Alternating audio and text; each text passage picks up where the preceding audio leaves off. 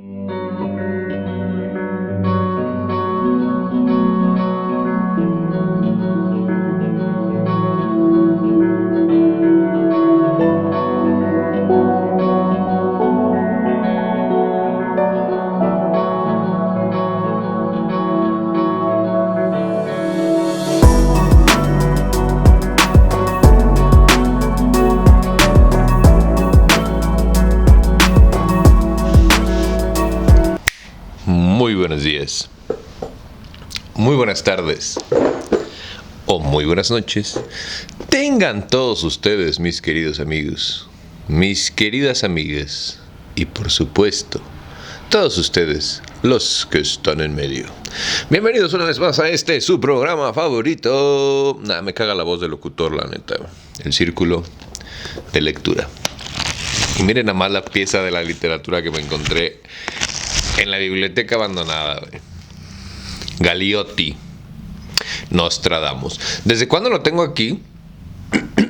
Y en este nuevo formato de lectura que tengo, en el que voy leyendo dos libros al mismo tiempo para ganarle al tiempo. Tiempo. Vamos a leer estos dos libros que podríamos considerar un poco literatura de terror, güey. ¿Sabes qué? También me di cuenta que tengo en mi libroteca. Perdón.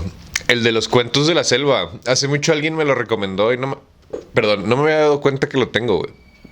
Los cuentos de la selva. Así que bueno. Nostradamus. Las profecías del futuro. Por A. Galotti.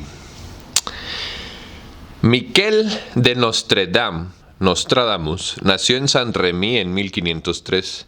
Médico, astrólogo y astrónomo, escribió un millar de profecías que le reputaron fama y prestigio. Sus vaticinios, escritos de un modo deliberadamente hermético, han asombrado por su estremecedora exactitud, cubierto de honores. El sabio murió en 1566 en Salón-en-Creuse. Hermético de Hermes Trimegisto, no hermético de bien cerrado, que también podríamos decir que es casi lo mismo, güey, pero no es igual. Algún día platicaremos de Hermes Trimegisto. Estoy emocionado. Ya tenía todo listo y preparado para que empezáramos con la herencia, pero creo que me dio miedo empezarlo, güey. Así que bueno, sin más por el momento, ni preámbulos estúpidos que no te importan. Esto es Nostradamus, las profecías del futuro, por A. Galotti. Contraportada. ¿Se acabará el mundo con la Tercera Guerra Mundial que ha de estallar en los próximos años? ¿Qué lugares serán destruidos? ¿Quiénes sobrevivirán? ¿Qué futuro le aguarda a la humanidad? La periodista Alicia Galotti encara la difícil tarea de desmitificar al gran vidente Nostradamus, y nos transmite con un lenguaje claro y directo las terribles profecías que nos aguardan. La obra de Nostradamus, fascinante y asombrosa, ha sufrido toda suerte de manipulaciones a través de los siglos. Las creencias religiosas, las ideologías políticas y los intereses personales han desvirtuado el enigmático mensaje que las centurias anuncian a la posteridad. En este volumen, la autora desvela los misterios de las profecías, ofreciendo testimonios indudables sobre el excepcional don de evidencia del profeta, y revelando los más estremecedores vaticinios que deparará el destino de los habitantes del planeta Tierra en los próximos años. Alicia Galotti, de origen italo-argentino, ha realizado numerosos programas de radio y televisión en Sudamérica. Escribió guiones de cine y teatro, y llevó a cabo investigaciones sobre temas esotéricos en Brasil. Actualmente, colabora en periódicos y revistas de España, México, Argentina y Venezuela, y acaba de obtener el premio Atlas de Periodismo, concedido en Nueva York. Nunca he escuchado nada de ella, güey. La verdad, si somos honestos, lo agarré por Nostradamus. Pensé que Galotti era un hombre. Ups, que no nos escuchen las feminiñas porque se trauman. A. Galotti, Nostradamus, las profecías del futuro. Fontana Fantástica, México, Distrito Federal, 1992. Impreso en México, porque escrito está: has escondido estas cosas a los sabios y los prudentes, es decir, a los poderosos y a los reyes, pero las has revelado a los humildes y a los sencillos. igual que a los profetas que, por medio de Dios inmortal y de los santos ángeles, han recibido el espíritu profético por el que ven las cosas del muy remoto porvenir y son capaces de predecir, con mucha anticipación, los acontecimientos futuros. Nostradamus. Introducción. Las profecías de Nostradamus. El fin del mundo llegará en 1999. No será el fin del mundo exactamente, pero solo unos pocos sobrevivirán. Después, a partir del año 2001, el planeta Tierra será absolutamente distinto de como fue hasta entonces, y la vida resultará diferente y mucho más placentera. El hombre que aseguró que esto habría de ocurrir se llamaba Miquel de Nostradamus, que vivió en Francia hace casi 500 años. Fue médico, astrólogo y astrónomo, y el vaticinio que realizó acerca del futuro de la humanidad viene asombrando a través de los siglos. El augurio no pasaría de una propuesta tremendista si no fuera porque, entre otras cosas, a 500 años de distancia, Nostradamus predijo el asesinato de los hermanos Kennedy, la muerte del Papa Juan Pablo II, primero, la Guerra Civil Española, los asesinatos del Duque de Guisa y el ascenso al poder del Ayatollah Khomeini. Sus vaticinios, expresados en estrofas de 4 líneas denominadas cuartetas, fueron escritos en un lenguaje hermético y simbólico, para que no fuesen comprendidos en su tiempo y no indujeran al pánico. Uno de los ejemplos más conocidos que ilustran el excepcional poder de la visión futura de Nostradamus, considerado el más grande evidente de todos los tiempos, puede encontrarse en la estrofa 35 de la Centuria 1. A ver. Como que empezó muy fuerte, ¿no, güey? Le lion yone le vieux sur monetera, bla bla bla en francés que no sé leer. Las cuartetas utilizadas en el presente volumen se acompañan de la versión original que escribió Nostradamus en francés antiguo. Cuando levante mi dedito, dijera el presidente polémico, es porque viene un pie de página. Para todos los que no sepan, el pie de página es un numerito chiquito que viene al lado de las palabras cuando lees o cuando te acercas a un texto. Y generalmente en la parte de hasta abajo, como aquí te puedo enseñar, fíjate, aquí se vale. Aquí viene una descripción o que nos da un poco de contexto, dijera la chaviza, a lo que está escrito. Entonces cuando yo levante mi dedito es porque te decía, antes de ser brutalmente interrumpido, cuando levante mi dedito es que estoy leyendo un pie de página. El león joven al viejo dominará, en campo bélico por duelo singular. En jaula de oro le saltarán los ojos, 2 clases una, luego morir por muerte cruel. Esta cuarteta fue escrita en 1554. En julio de 1559, el rey francés Enrique II organizó un gran ornato y pompa, una serie de fiestas, paseos, comidas y torneos para celebrar la boda de su hermana Margarita con el duque de Saboya.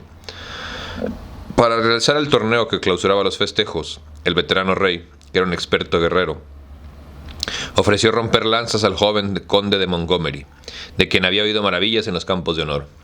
Conmovido, el conde agradeció el honor, pero declinó la oferta pensando que no era digno de enfrentarse con el rey. Enrique II insistió y el conde volvió a negarse, pues temía hacer mal papel delante de tantos y tan calificados invitados. Pero la obstinación del rey le forzó a aceptar la propuesta. Durante la lucha, la aguda punta de la lanza de Montgomery penetró por la visera del morrión que llevaba el rey, en jaula de oro, y que, por supuesto, llevaba adornos de oro. Le perforó un ojo y el torneo quedó suspendido. Días después el rey murió en medio de atroces padecimientos. La eficacia de sus videncias no solo alcanzaron a su tiempo, sino que se prolongaron a través de los siglos. La cuarteta 65 de la Centuria 9 detalla de modo asombroso el fracaso de la misión de la luna a la misión a la luna de la cápsula Apolo 13. En el rincón de la luna vendrá a posarse, donde será ubicado y puesto en tierra extraña. Los frutos inmaduros desatarán escándalo, gran vituperio, aún no gran alabanza. Si se interpreta la luna tal como Nostradamus la utilizó, es obvio que el primer astronauta que alunizó fue ubicado y puesto en tierra extraña, es decir, transportado en su cápsula y llevado a la luna. Durante la misión del Apolo 13, quedó claro que el mecanismo de la cápsula era deficiente y que se hubiera necesitado mucho más tiempo de ensayo, los frutos inmaduros, para poder situarlo a punto. Esta misión provocó gran alboroto y escandalizó a muchas personas al enterarse que, en nombre de intereses políticos. El programa especial de los Estados Unidos ponía en peligro la vida de los astronautas. Por supuesto, el escándalo no alcanzó al primer hombre que pisó la luna. A uno, gran alabanza. ¿Y ustedes qué pensaban que...? ¿Tiene sentido discutir la validez de una profecía? A lo largo de la historia de la humanidad, millones de ellas han sido formuladas a través del tiempo. Con que una sola de ellas se hubiera cumplido, bastaría para admitir que, desechada la casualidad, existe alguna forma de percepción del futuro que ya sea reservada a pocos seres humanos, pero cuyo desciframiento puede estar al alcance de todos.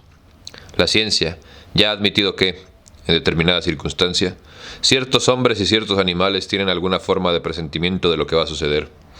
Para los animales, este fenómeno cognoscitivo se convierte en un eficaz aliado para la supervivencia.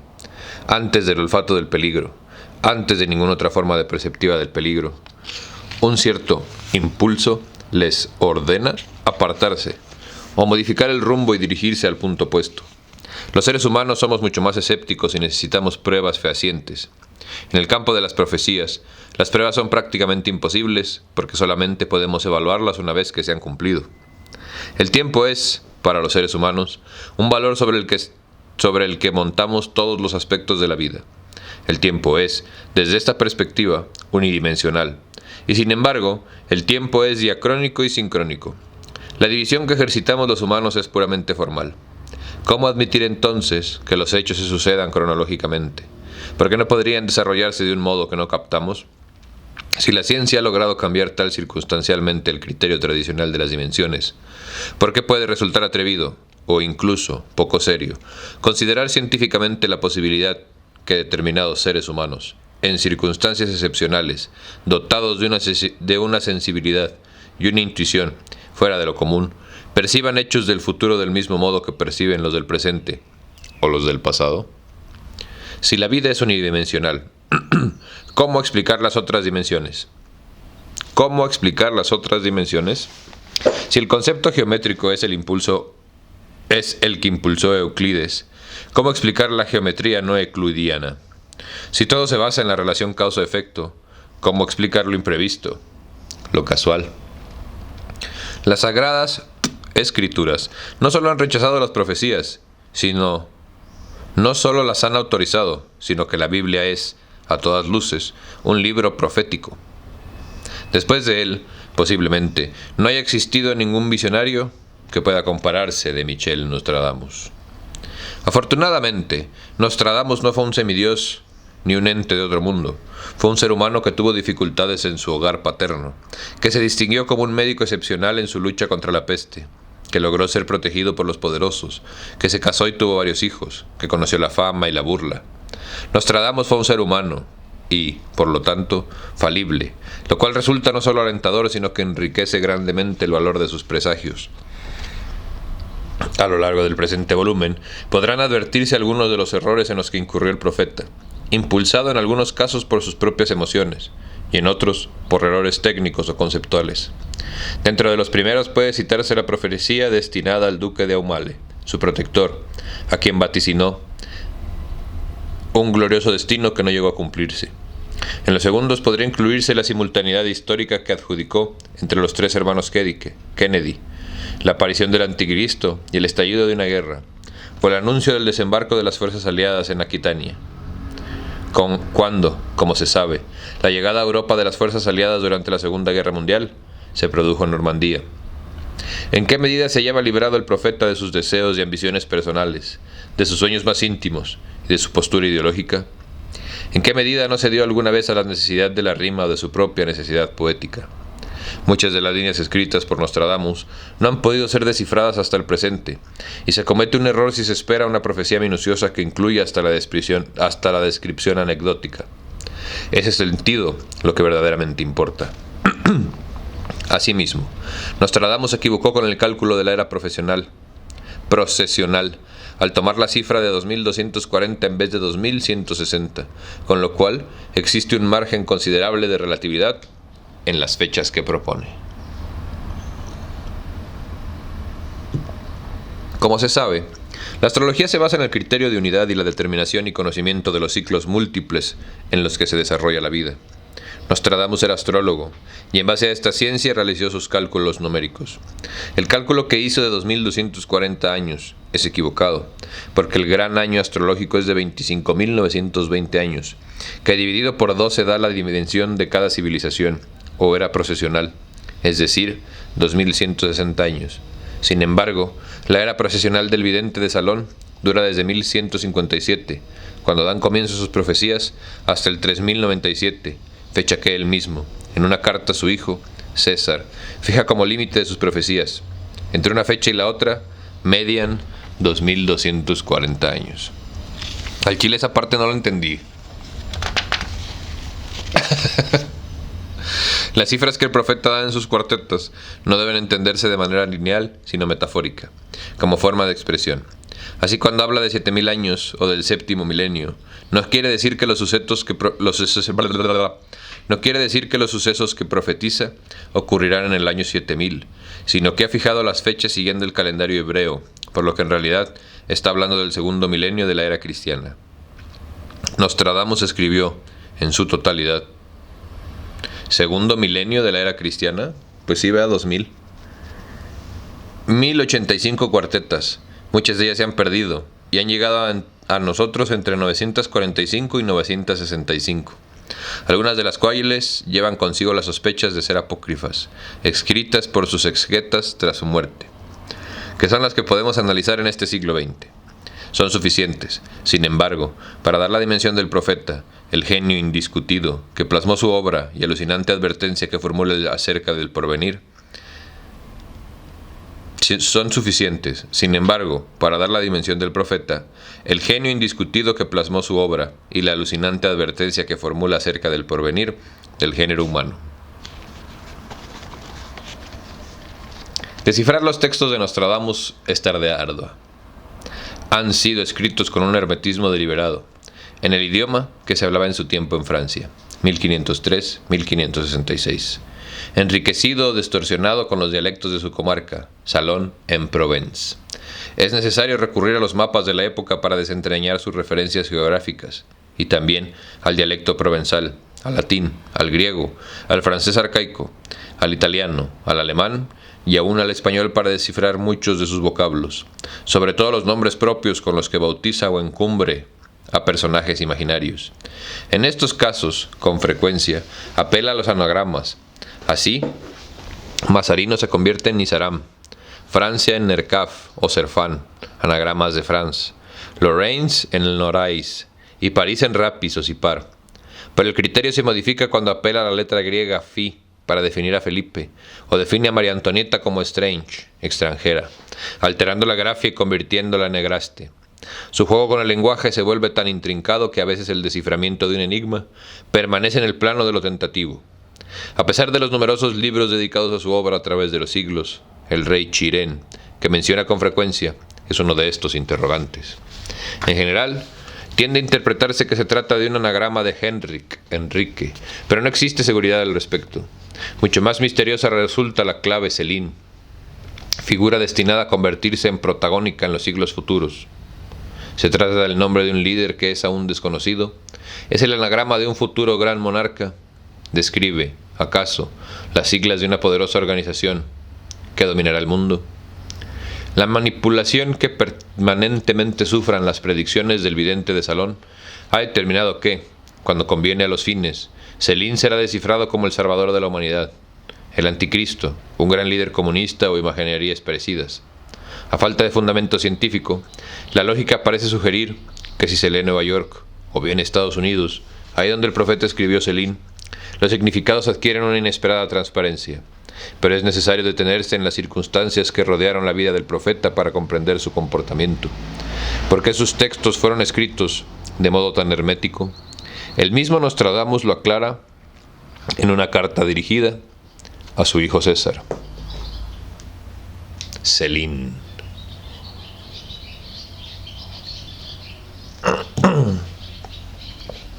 Según el principio del Salvador que dice: no deis a los perros lo que es santo, ni echéis las perlas a los cerdos, por temor a que las pisoteen, y que revolviéndose contra vosotros os despedacen. Me he valido de un lenguaje oscuro y complicado, inteligible para el pueblo. Pero, De todas formas, he querido develar algunos hechos, pues que se refieren a toda la humanidad.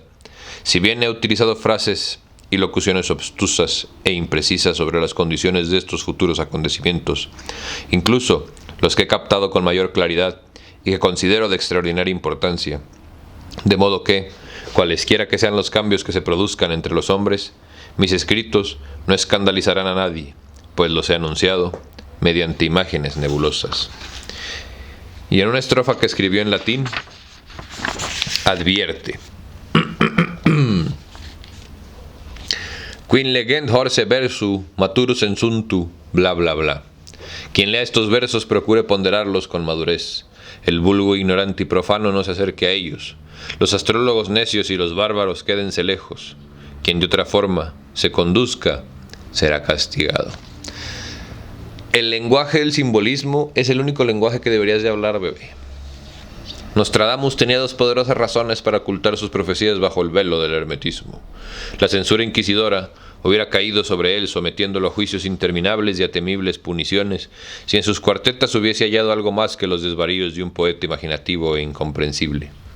Por otra parte, los profetas eran considerados durante el Renacimiento como pájaros de mal agüero, que siempre hacían públicas futuras desventuras. El tono apocalíptico y las constantes amenazas proferidas hacían que la gente no les tomara en serio y los tratara como a charlatanes de feria, posibilidad que horrorizaba a Nostradamus y su concepto erudito del saber. Este matiz se aprecia claramente comparando las cuartetas referidas a su patria en relación con las de otras naciones. Nunca su lenguaje es tan oscuro como cuando habla del provenir de Francia. Por otra parte, quien se interna en los tiempos actuales en la obra del vidente deberá enfrentar dos grandes problemas. Uno de ellos es que las cuartetas no guardan un orden cronológico respecto a los acontecimientos que profetiza, aun cuando puedan registrarse algunas excepciones. El otro problema es que Nostradamus escribió el mundo del futuro con los elementos de su tiempo. Pues, ¿cómo podía imaginar un hombre del medievo, por inteligente que fuese, las complicadísimas alternancias de la vida contemporánea? ¿Cuáles complicadas alternancias, güey? Puro pinche mediocre vivimos. ¿Cómo comprender que describiera el radar, los submarinos, el cinematógrafo, la guerra nuclear, si ni siquiera existía una nación del concepto de lo que tales cosas significaban? Y sin embargo, Nostradamus alude al cine y a la guerra nuclear, como a muchas otras cosas, pero lo hace con un lenguaje metafórico, apelando a la mitología, a imágenes poéticas, o a su propia imaginación para reflejar o ejemplificar aquello que ansía expresar en sus estrofas. Ya lo hemos platicado antes, güey, cómo le hacía Julio Verne para conceptualizar cosas que ni siquiera existían en su momento.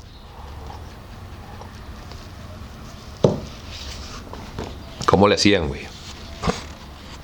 ¿Cuál era el proceso mental? Nostradamus procedía de una familia de judíos conversos. Poseía la cultura y los límites culturales de un hombre del Renacimiento y era francés. Estos condicionamientos definen claramente muchos de los aspectos de su oscura obra. Un estudio psicoanalítico retrospectivo seguramente podría detectar en el vidente del salón un ocultismo complejo de inferioridad al provenir de una familia de judíos renegados. Un extento de temor en una época de intransigencia. Es posible, asimismo, que este matiz inconsciente influyera, sin él saberlo, en el tratamiento administrado al proceso histórico que profetizó para la Iglesia Católica. Seguramente su condición de francés le impuso a suponer que Francia sería, a través de los siglos, algo así como el centro del mundo, el eje sobre el que giraría la política mundial hasta el fin de los tiempos. Pero a la vez, ¿de qué otros elementos podría disponer? Su patria y su fe eran los puntos de referencia obligatorios. Seguramente ni la Iglesia Católica tal como él la describe, ni la Francia la que alude son tan fundamentales para el análisis de los procesos históricos de la humanidad como el profeta refleja en su obra. Pero no resulta por ello menos asombroso que, aun con todas esas limitaciones, pudiera describir el siglo XX con la fidelidad con la que lo hizo, ni a tratar acerca de nuestro tiempo vaticinios tan sobrecogedores. Debido a la complicada tarea que impone el desciframiento de las profecías y el tono poético metafórico elegido para expresarlas, las líneas escritas por Nostradamus se prestan a todo tipo de manipulaciones, básicamente políticas.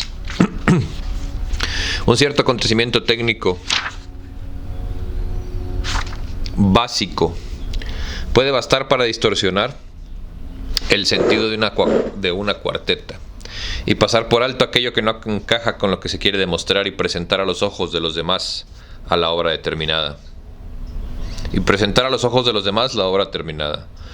Con la aviesa intención de señalar de lo que sucede en aquel momento.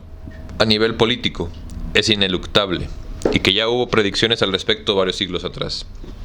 En este aspecto, la obra de Nostradamus ha corrido una suerte verdaderamente desdichada, y no solo en la actualidad, cuando abundan los volúmenes dedicados al tema, buena parte de los cuales no pasan de ser verdaderos libelos políticos camuflados, sino también en el pasado. El problema consiste en que los traductores del profeta ven los acontecimientos después que han ocurrido, e intentando ajustar el significado de las cuartetas a los hechos. Esta actitud ibérrima frente al material original tienta a dar el paso siguiente, que consiste en distorsionar el sentido del mensaje para que coincida con las ideas políticas de quien realiza el análisis. Así, no faltan quienes, cuando el profeta habla de Hister, antiguo nombre del río Danubio, deciden que se trata de una forma del anagrama de Hitler. Y también, en la cuarteta séptima de la primera centuria, cuando en su versión original Nostradamus escribió: los conjurados X, Y, J de una secta, lo retradujeron e interpretaron el material como los conjurados 14 de una secta, basándose en que J representa 1 y los números romanos daban 13, cuando en realidad se trata de una mención al juego de tarot que, como astrólogo, el profeta debía conocer a la perfección. El 13 en este juego corresponde al arcano 13º, es decir, la muerte, por lo que el sentido era: los 13 conjurados decidieron la muerte de uno. Pero si se utiliza el marco de referencia del tiempo en el que el presagio fue escrito, el único individuo terrenal que podía encuadrarse como uno, como único, diferente a todos los demás, era el rey. Por lo tanto, el significado exacto de la línea es: los 13 conjurados decidieron darle la muerte al rey.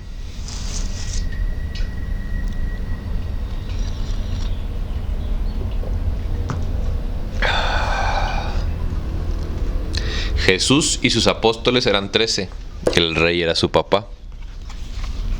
Estas interpretaciones impropias vienen de Antiguo, un intérprete de los textos del profeta que describiera en 1668, por ejemplo, antes de preocuparse por descifrar objetivamente la obra. Lo que en realidad quería era demostrar que Nostradamus había escrito las profecías para hablar de Luis XIV. En 1959, asimismo, abundaban los que descifraban decenas de cuartetas de Nostradamus como dedicadas a Charles de Gaulle. Las obras contemporáneas de Ruir o de CD, por ejemplo, son testimonios bastante elocuentes de la distorsión a la que puede forzarse el material sin que nadie pueda protestar. En los tiempos actuales, acaso la falacia más grosera, sea la utilización que el profeta hizo del término rojos, a quien buena parte de los exegetas de Nostradamus no titubean en identificar con los comunistas, del mismo modo que décadas atrás se adjudicaba este vocablo a la corriente antroposófica de Rudolf Steiner. No existe un solo elemento en que toda la obra de Nostradamus que sirva para sostener esta hipótesis. Sin embargo, y apoyándose en esta hipótesis, carente de fundamento, abundan los libros que describen invasiones comunistas a Occidente y crueldades y atrocidades sin límites desatadas por el materialismo ateo a la grey humana. No hay referencia astrológica que lo sustente, de modo que una mínima ética científica fuerza a intentar hallar otro tipo de explicaciones al enigma. Rojos y blancos, ¿no serán acaso naciones católicas y naciones protestantes enfrentándose? Es probable que las visiones del profeta no perfilaban de una determinada ideología del siglo XX, o en todo caso, resulta curioso por qué habría de vaticinar el comunismo, y por qué no el anarquismo, el pragmatismo, el hipismo o cualquiera de las otras. Sin embargo, existe una cuarteta que a muchos de los especialistas les hace entrar en coincidencia. ¿Sabes qué? Sí, güey, vale la pena que comentemos de una vez. ¿Cuántos libros antiguos hemos leído? ¿Cuántos de ellos definen conceptos actuales, ¿no? Como ahorita anarquismo, comunismo y todos esos? ¿Y cuántas veces has escuchado salir de estos textos la palabra horrible, capitalismo? Para que te dejen de decir, güey, que en su concepto que se inventó en el pasado, cuando es algo totalmente contemporáneo y destructivo. Una nueva secta de filósofos despreciando muerte, oro, honores y riquezas. De los montes germanos no serán limítrofes. Sus seguidores tendrán honor y prensa. Esta estrofa, 3.67, es interpretada casi siempre y sin dudas como el vaticinio del nacimiento de la doctrina marxista. Se podrá alegar que el marxismo no se impuso primero en Alemania, sino en Rusia, pero seguramente alguien encontrará la justificación de cómo Karl Marx era de origen alemán. De ahí su alusión a los montes germánicos. Ese grosero ejemplo es una muestra bastante nítida de la manipulación de la que siempre ha sido objeto Nostradamus.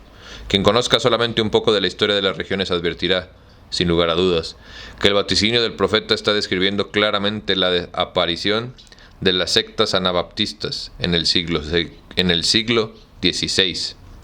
Por otra parte, abundan las referencias del siglo XX en la que se habla de los dos colosos, de dos grandes maestros, es decir, de dos grandes fuerzas que polarizarán el interés del mundo, tal como ocurre efectivamente con Rusia y los Estados Unidos, haciendo coincidir el hecho de la conjunción de Géminis.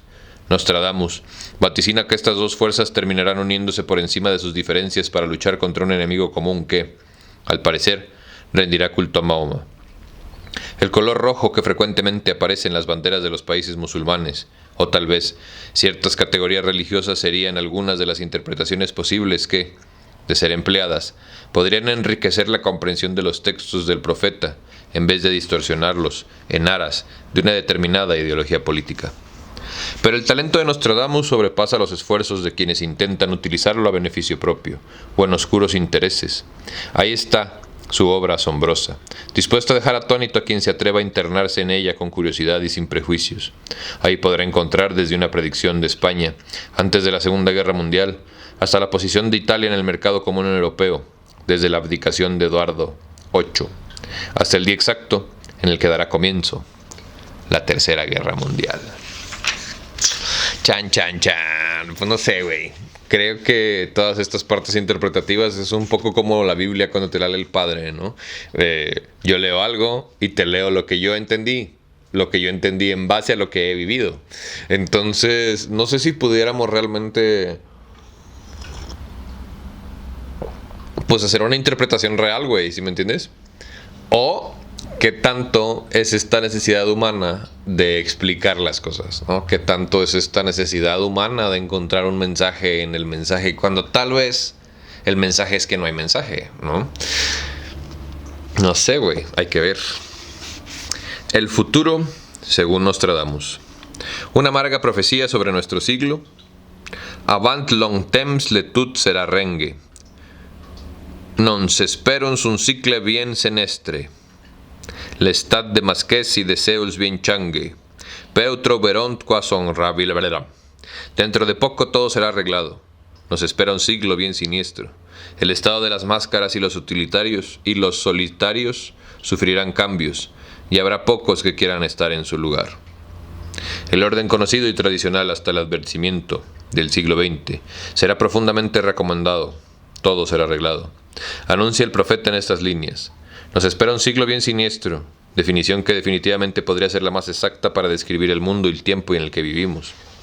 La aristocracia, las máscaras, es una metáfora doble, tomada por las reglas de la humanidad que le imponían los reyes, cortesanos de aristócratas, comportarse ante los demás no de acuerdo a lo que sintieran o que pensaran, sino de acuerdo con las normas, subrayando de este modo su hipocresía, y también las máscaras, que se consideraba de buen tono, llevar en los exclusivos bailes y fiestas de carnaval, cuyo uso estaba reservado a los aristócratas y sacerdotes, los solitarios, los que no viven en familia o se clausuran y se aíslan de la comunidad, que rigieron el Estado durante siglos, perderán sus privilegios y prerrogativas.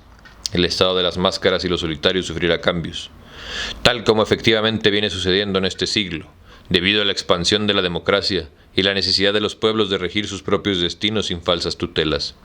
Por este gran cambio, por esta reordenación social, pocos habrá que quieran ocupar el lugar de los que hasta ayer ostentaban el poder.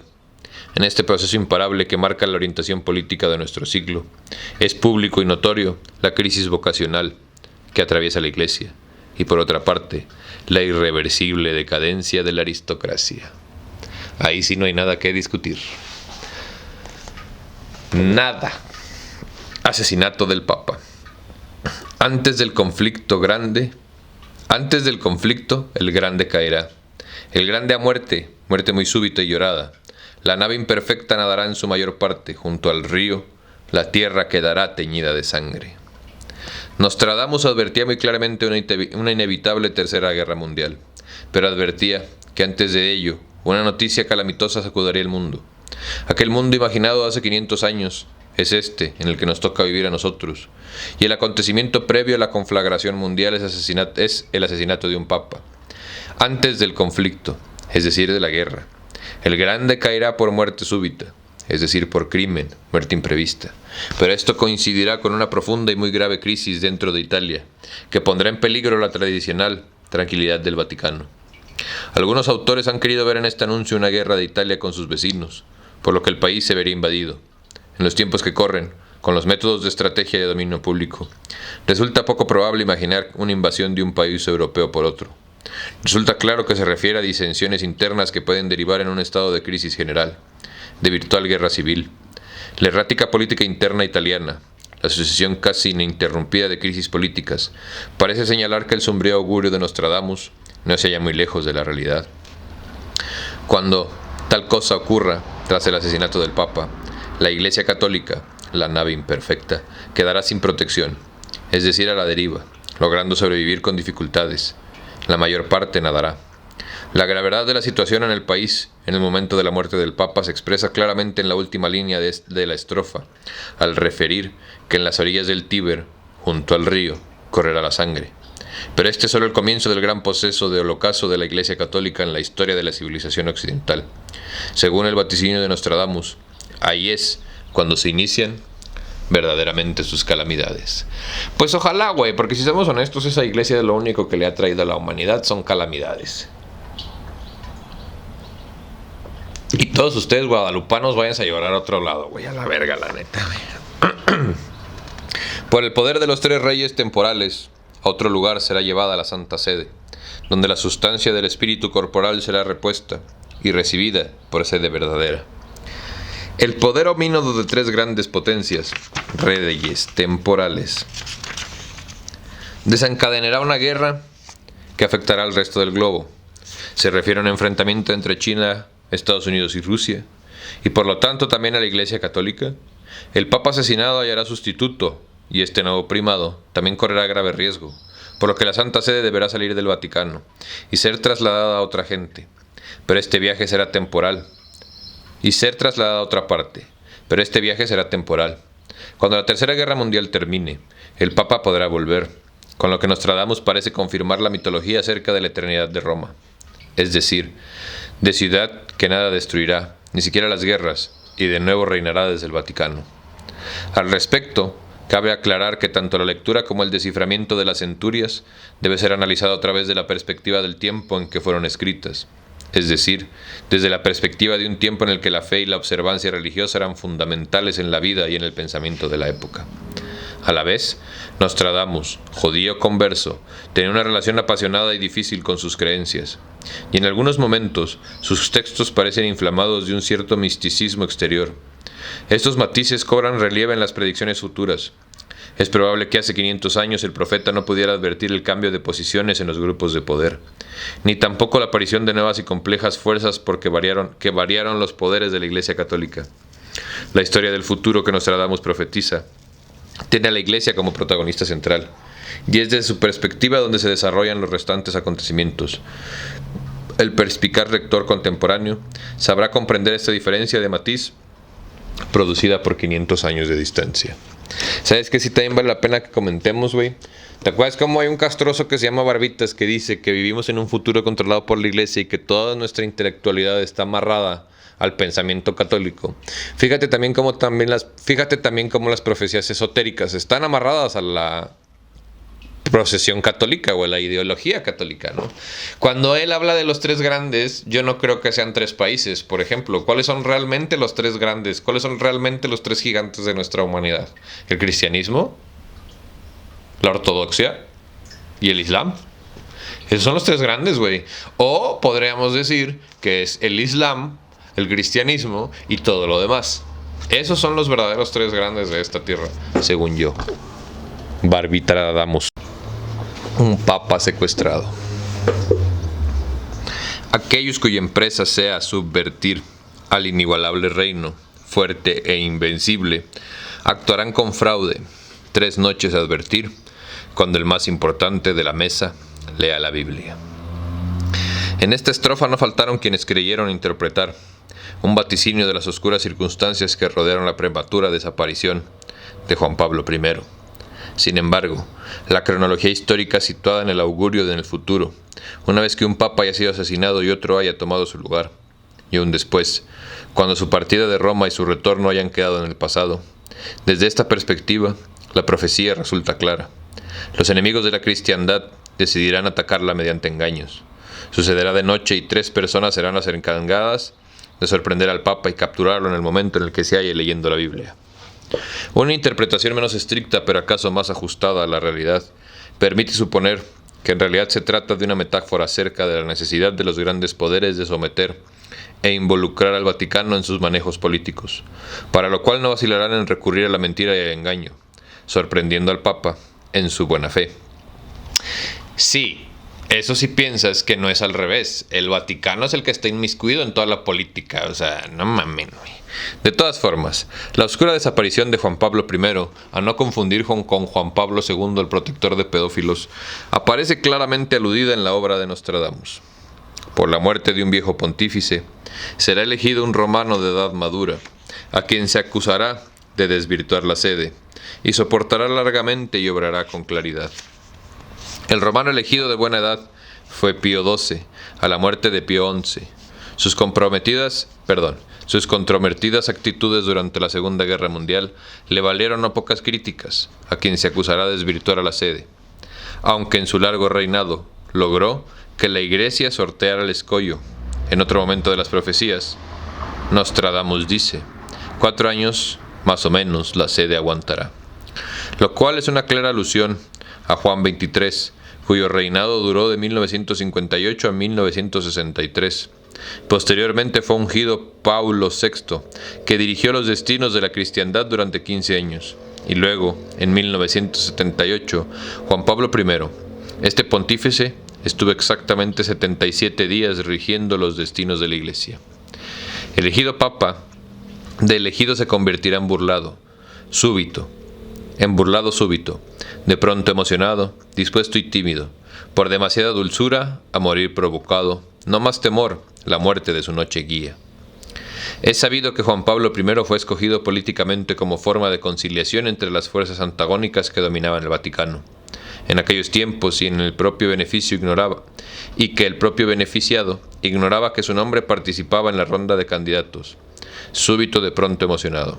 Juan Pablo I no se creía con poderes y capacidades suficientes como para poder afrontar tan grande responsabilidad, y apeló a la ayuda de Dios para llevarla a cabo, poniendo su mayor disposición en el empeño, dispuesto y tímido. Pero el pontífice no resultó un hombre de paja, un títere manejable, sino un ser humano excepcional, dotado de ideas propias y un amor inconmensurable hacia la humanidad, lo cual causó contrariedad, por demasiada dulzura a morir provocado. Como se sabe, Juan Pablo I murió solo, en medio de la noche. De acuerdo a las interpretaciones realizadas a través de los tiempos, y básicamente de la lectura contemporánea que puede realizarse de los versos del profeta, la figura de Juan Pablo I concentra el mensaje de sus vaticinios con rara intensidad. Así puede leerse: cuando el sepulcro del gran romano hallado, al día siguiente será elegido pontífice, del Senado no será probado, envenenado su sangre en la sagrada ropa.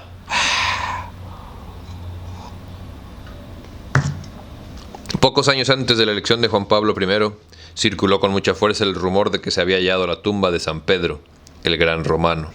Juan Pablo I fue el primer papa elegido desde entonces. Como es sabido, su inesperada personalidad y su actuación decidida e independiente de los grupos que le habían escogido como una manipulación política, le valieron una grande e intensa impopularidad dentro del Vaticano. Del Senado no será aprobado.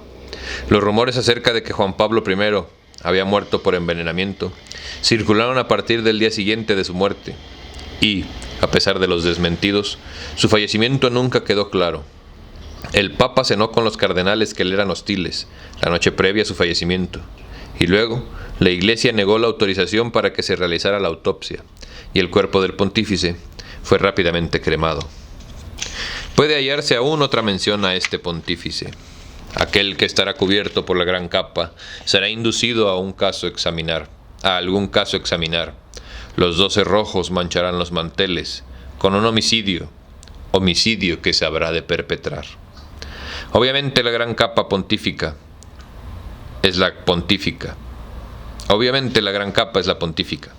Juan Pablo I tuvo que enfrentar la política seguida por los cardenales al intentar modificar los rumbos de la Iglesia Católica. Y estos cardenales, los 12 rojos, son, precisamente, los que cenaron con el pontífice la noche anterior a su muerte. Vendrán a manchar los manteles. Como es de conocimiento público, los medios de información abundaron en detalles acerca de la hipótesis de que el Papa había muerto envenenado. ¿Qué sucederá al Papa Wojtyla o algo así? WOJTYLA. Nadie de España sino de la antigua Francia será elegido para la barquilla temblorosa. Al enemigo se le otorgará fianza, que en su reino se convertirá en peste cruel. Según Nostradamus, a pesar de las perspectivas de que el sucesor de Juan Pablo I sea español, en última instancia será elegido un candidato de origen francés. En otra centuria sugiere que provendrá de la ciudad de Borgoña, para regir los destinos de la Iglesia, barquilla temblorosa, por cuanto atravesará por momentos tempestuosos. Simultáneamente, otra fuerza enemiga de la Iglesia gozará de gran predicamento y se le otorgará fianza, y ello redundará en dolor y daño para la Grey. En su reino se convertirá en peste cruel. El reino es el de la Iglesia, naturalmente. De este modo, anuncia Nostradamus la presencia de un antipapa. Pero el sucesor del Papa Wojtyla, las cosas no serán fáciles. Wojtyla, algo así, no sé cómo se lea, güey. El prelado real se hallará muy debilitado. Gran flujo de sangre saldrá por su boca. El reino ánglico por reino respirado, largo tiempo muerto vivo, en Túnez como sepa. La descripción es vívida. El sucesor del Papa Wojtyla será secuestrado y conducido a Túnez, donde deberá permanecer escondido. Una afección respiratoria, gran flujo de sangre saldrá por su boca, determinará que su salud se resienta muy grave. Largo tiempo muerto vive en Túnez. Pero esa fuerza enemiga de la Iglesia, encarnada en la figura del antipapa, aprovechará la ausencia del Papa verdadero. Por capelos rojos, querellas y nemosismas, cuando hayan elegido al Sabines, se producirá contra él grandes sofismas, y Roma será dañada por el albanés.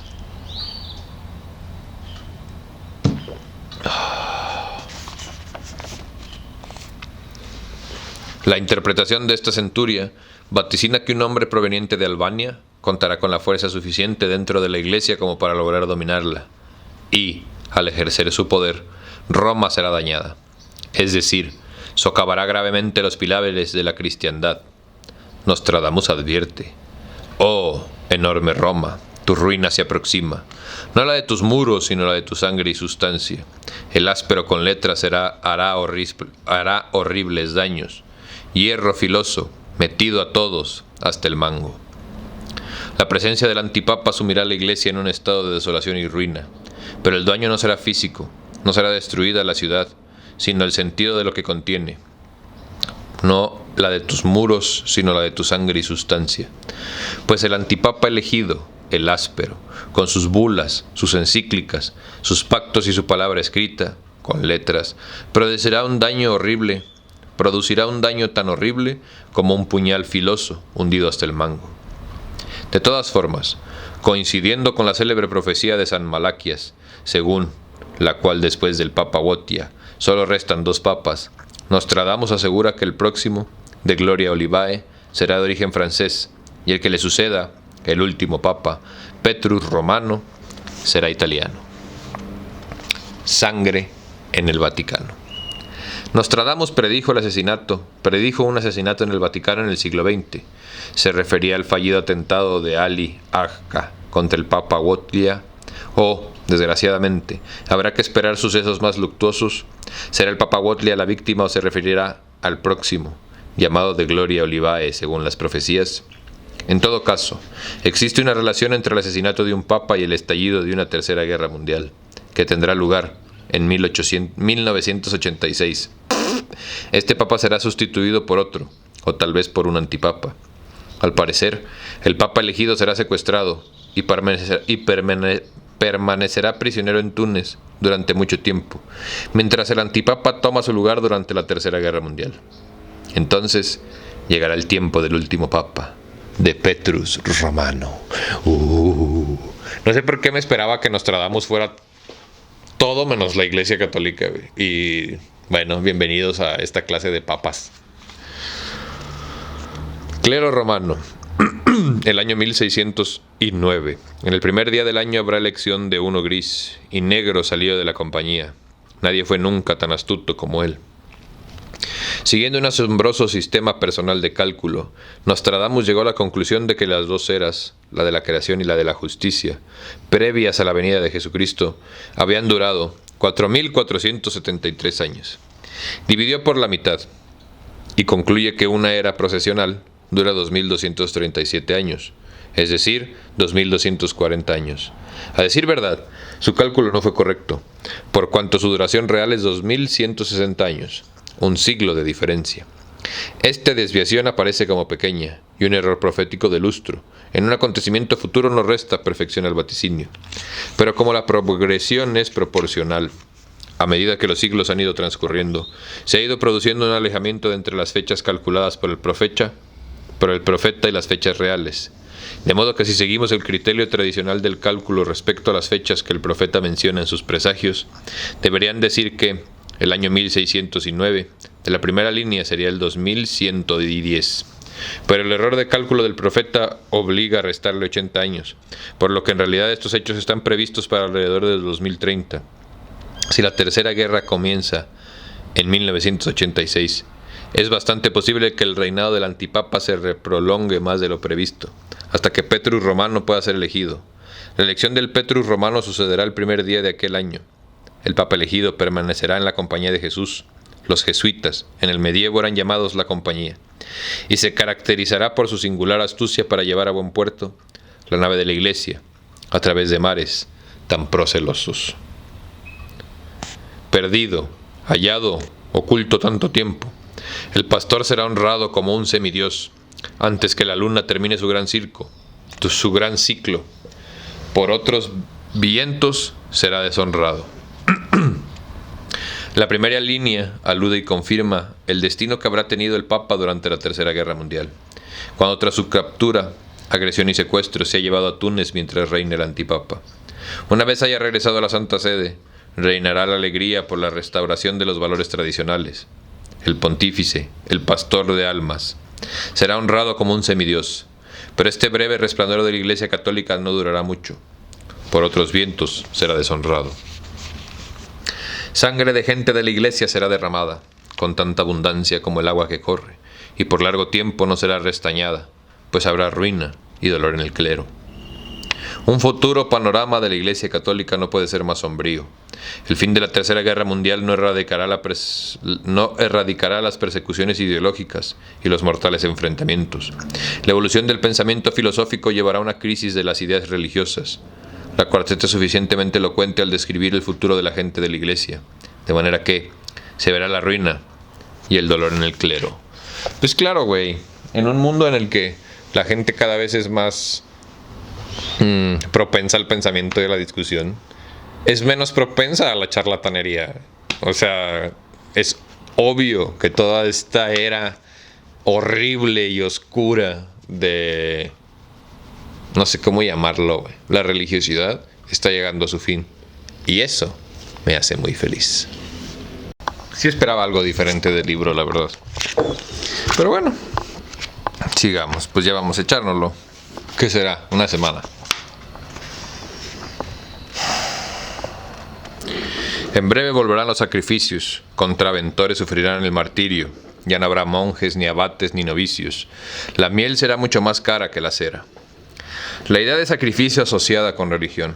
remora los tiempos de la barbarie de los pueblos primitivos, o de los que crucifican a sus profetas. Retomarán la superevolucionada civilización del futuro. Nostradamus lo desempolva del fondo del tiempo para avisarnos que la intolerancia religiosa llegará a tal extremo que los contraventores, es decir, los opositores, sufrirán martirio y habrá sacrificios humanos por motivos religiosos. Se perseguirá a monjes, abates, novicios, se cerrarán iglesias y por tal razón el precio de la cera será prácticamente mínimo. La miel será mucho más cara que la cera, puesto que al no poder ser utilizada para cirios, nadie querrá comprarla. Como se ve, en esta estrofa, el profeta vaticinia muy claramente que el ocaso de la Iglesia católica. Sin embargo, es preciso dar un salto en el tiempo y trasladarse a los presagios destinados al siglo XXI, en pleno, previo a la Cuarta Guerra Mundial, para confirmarlo. Estos güeyes ya van en la cuarta y nosotros todavía no vivimos la tercera. Algo te iba a decir, algo iba a comentar sobre la cera, güey, pero ya se me fue. Qué bueno. Solo quería que lo supieran. Ah, sí, tengan cuidado todos ustedes, no los vayan a crucificar, ¿no? Ahora que ya vienen las épocas de los sacrificios y así, no los vayan a crucificar, güey, tengan mucho cuidado, porque pues piénsalo, o sea, si crucificaron al más cristiano de los cristianos, de los católicos, pues ¿qué podrían esperar todos los que lo siguen, güey, no? Yo pienso, o sea, ten cuidado, nada más.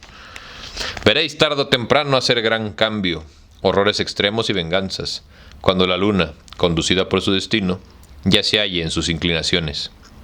Este amargo preanuncio de una nueva guerra mundial, el gran cambio, se refiere al ocaso de los tiempos de paz, con horrores extremos y venganzas. Sirve además para confirmar la desaparición de la Iglesia Católica. Ya me lo prometiste mucho, Nostradamus, ¿eh? Aunque tal vez la creencia subsista en pequeños grupos humanos diseminados por el planeta, como si se tratara de una pequeña y antigua religión olvidada y acaso no quede piedra sobre piedra del poder, el boato y la pompa que un día la Iglesia ostentó. La luna de la tercera línea es una de las habituales referencias del profeta a la Iglesia, y aquí anuncia su desaparición definitiva, cuando se halle en sus inclinaciones.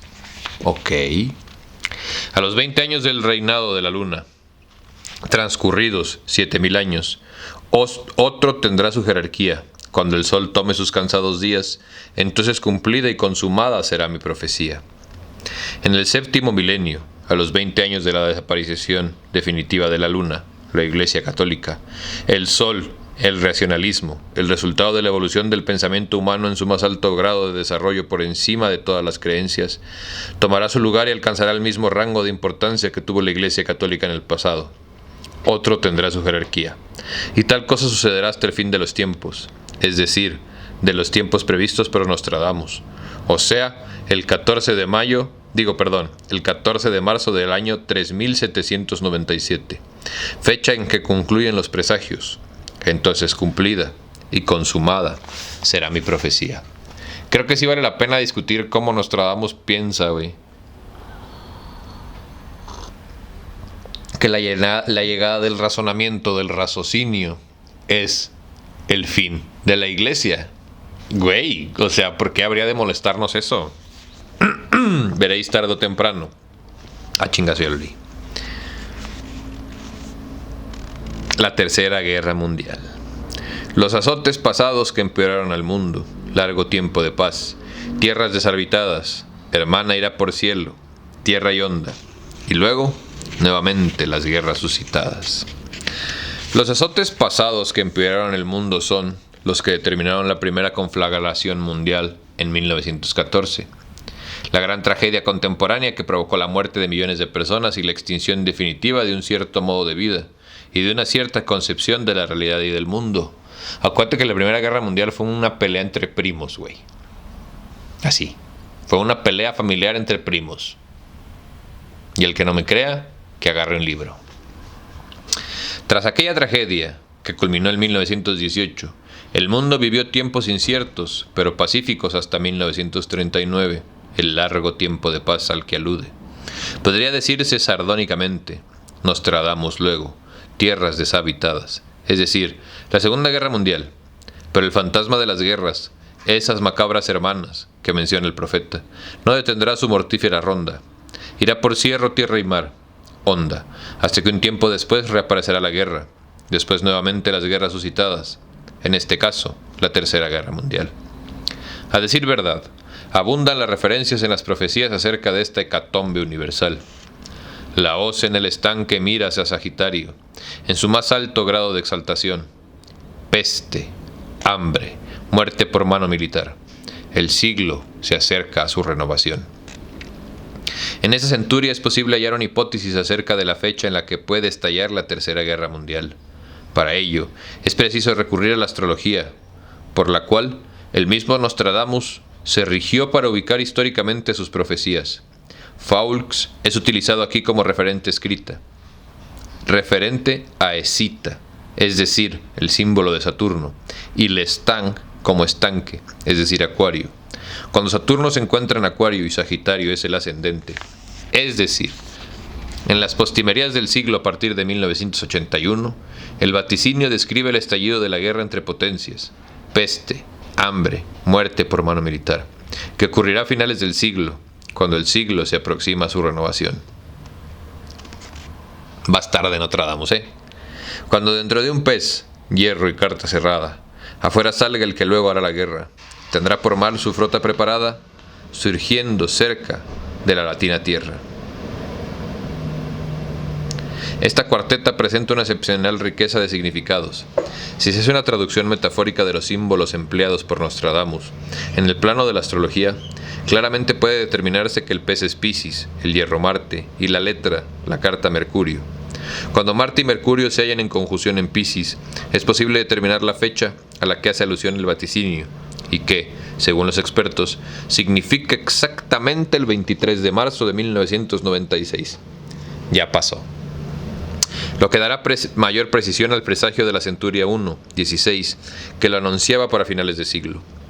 En diversas ocasiones, Nostradamus utiliza la metáfora del pez, que en los tiempos actuales puede interpretarse como un barco que navega dentro del mar, igual que un pez, es decir, un submarino. El hierro de la primera línea bien puede aludir a arpones mortíferos, es decir, misiles nucleares, y la carta cerrada puede claramente identificarse con las órdenes top secret que tienen los comandantes de los submarinos nucleares en caso del peligro extremo o amenaza de guerra. Este submarino cambiaría de lugar, es decir, se trasladará con la intención de declarar la guerra. Tradicionalmente esta figura del hombre que origina la guerra ha sido interpretada por los especialistas como una alusión del anticristo. Imbuidos quizá del intenso matiz religioso de las profecías, una visión más moderna de los hechos permite suponer que también pueda tratarse de algún líder político mundial que lleve una política armamentista de gran agresividad, como es el caso del presidente Reagan en esta etapa de la historia contemporánea. La política armamentista de acumulación de poder mortífero puede confirmarse en la tercera línea, cuando refiere que su ejército de mar está bien aprestado para la batalla. Tendrá por mar su flota bien preparada. Y la referencia geográfica coincide indudablemente en señalar a Europa como lugar de inicio de las hostilidades, pues a los mares de las tierras latinas, a los que alude, seguramente son el Adriático o el Mediterráneo. Creo que todo depende del cristal en el que lo mires, ¿no? Y pues muy probablemente la señorita Galeotti traía todavía este tema de... Bueno, no sé, güey, vamos a acabarlo de leer.